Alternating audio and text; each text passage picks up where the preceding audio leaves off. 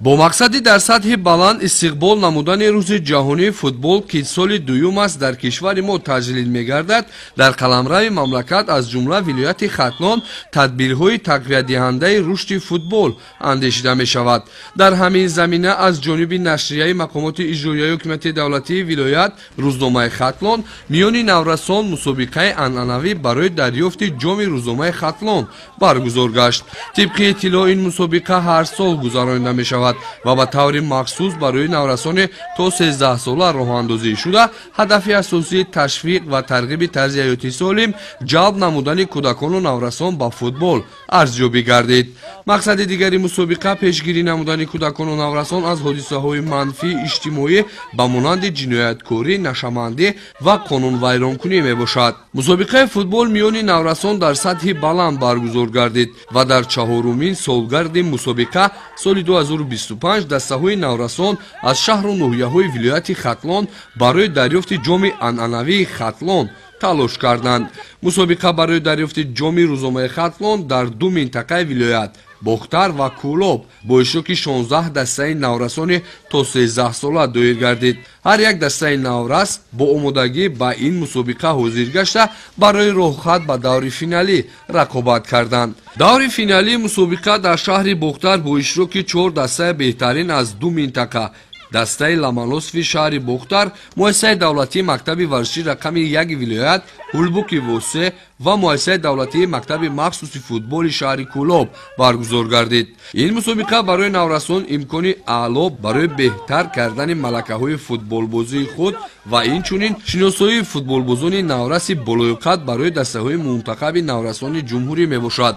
لازم به ذکر است که مسابقه فوتبال برای دریافت جام روزنامه ختلان به یک سمت مهمی ورزش و تربیت جوانان تبدیل یافته با مستحکم نمودن دوستی بین نورسان و رشد ساحه فوتبال نه تنها در سطح ولایت بلکه در جمهوری زمینه میگذارد. در ادامه این سبقت برای دریافت جای سوم دو دسته فوتبالبازان نورس لامالوسفی شهر بختر با فوتبالبازان مؤسسه دولتی مکتب مخصوص فوتبال شهر کولاب رقابت نموده. در نتیجه فوتبالبازان نورس دسته مؤسسه دولتی مکتب مخصوص فوتبال شهر کولاب با حساب 4-0 پیروز شدند و صاحب مدال‌های برنجی مسابقه گردیدند. در دور حل کننده یعنی بازی فینالی باشد، نورسان دسته مؤسسه دولتی مکتب ورزشی رقم 1 ولایت ختلان با نورسان هولبوک بازی نمودند. این سبقت پرشیده جریان گرفت و هر دو دسته ها در حرکت بودند تا به دروازه همدیگر زودتر گل وارد نمایند. در نتیجه فوتبالبازان نورس هولبوک با تلاش و حرکت های گل‌آور توانستند یک گل به دروازه مؤسسه دولتی مکتب ورزشی رقم 1 ولایت ختلان وارد نمایند و حساب بازی فینالی را کشایند. با همین ترتیب جام روزنامه ختلان امسال نصیب فوتبالبازان نورس دسته هولبوک گردید که از این دستاورد فوتبالبازان دسته روح بلند گشتند. مراسم مکافاتاندن غالبان و جایزه‌داران مسابقه در تالار مؤسسه دولتی تاجیکستان و روسیه خیلی باشکوه و متنوع صورت گرفت. در این چهاربینی رهبریت ریاست کار با جوانان و ورزش ولایت ختلان، معاون اول رئیس فدراسیون فوتبال ولایت ختلان و سرمحرر روزنامه ختلان شرکت و سخنرانی نمودند.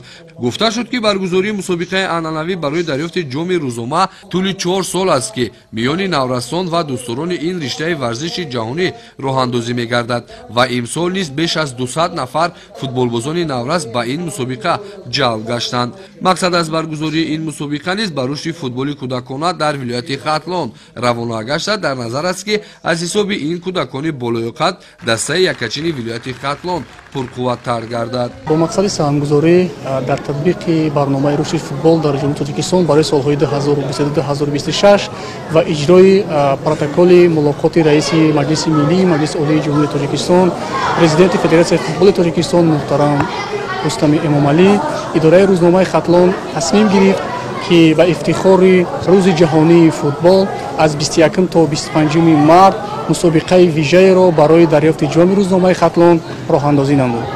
метавон гуфт ки мусобиқаи ҷоми рӯзномаи хатлон аллакай мусобиқаи анъанавӣ шуд, зеро тӯли 4 сол аст ки ин мусобиқа дар ҳудуди вилояти хатлон дар як сатҳи баланд баргузор карда мешавад. дар вазъияти хотирмон нахуст ба ҷойҳои сеюм ва дуюм медалҳои биринҷӣ ва нуқрагӣ супорида шуд. ҷоми мусобиқа ва медалҳои тиллоии мусобиқаро дастаи ғолиб футболбозони навраси ҳулбук соҳиб шуданд.